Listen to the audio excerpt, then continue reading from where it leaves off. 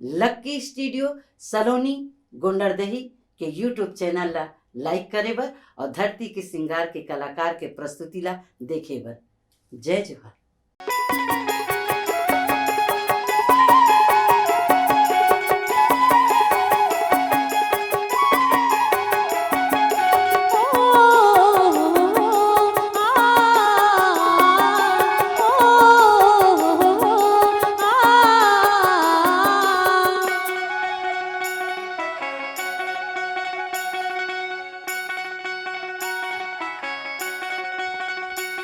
होरे होरे सजन तोर पागा होरे होरे सजन तोर पागा आखी आखी बाजूले संग मालो रे मन भरो माए मन लारो आए रे दो ओ मन लारो आए रे दो आ मन लारो आए रे दो।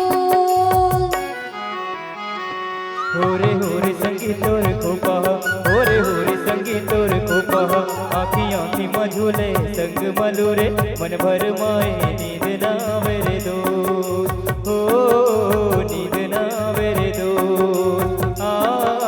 नींद ना मेरे दो।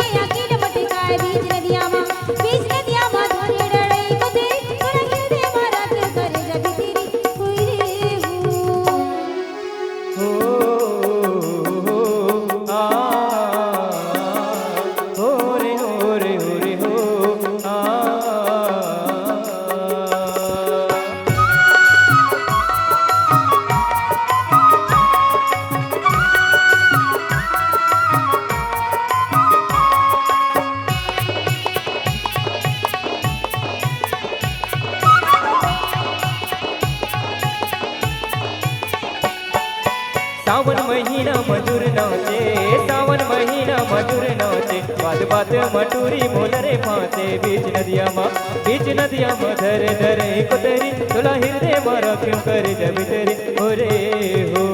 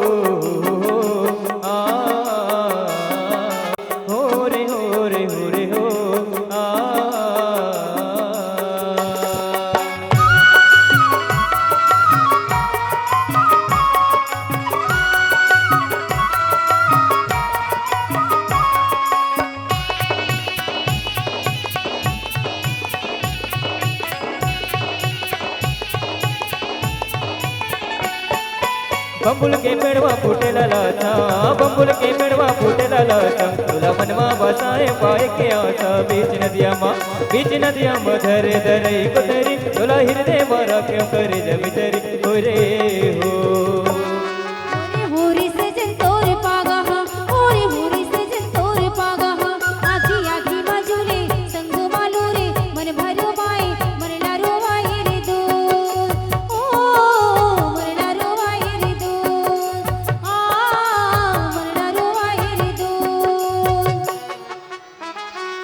होरे होरे संगी तोर खोपा होरे होरे संगी तोर खोपा आखी आखी मझूले संग मलूरे मन भर माए नींद ना